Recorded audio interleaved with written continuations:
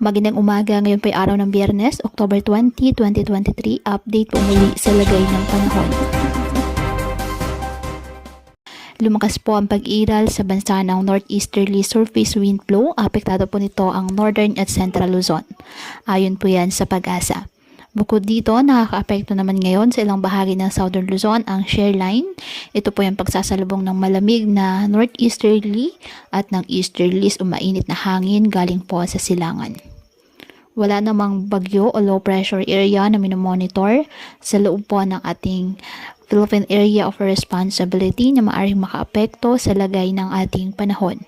Ngayong araw, dahil po sa shear line ang Metro Manila, Central Luzon at Calabarzon, asahan po ang maulap na kalangitan na may kalat-kalat na pag-ulan at thunderstorms.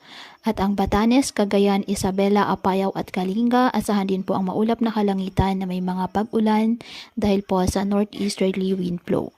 Ang nalalabing bahagi ng bansa, bahagyang maulap hanggang sa maulap na kalangitan with isolated rain showers or thunderstorms dahil po sa mga localized thunderstorms. Kaya patuloy po na pinag-iingat ang ating mga kababayan sa banta po ng mga pagbaha or landslide, lalo na kapag may malalakas na ulan, at ugaliin po na magdala palagi ng payong o kahit anong panangga sa ulan kapag lalabas ng ating mga tahanan. At yan po muna ang update sa lagay ng panahon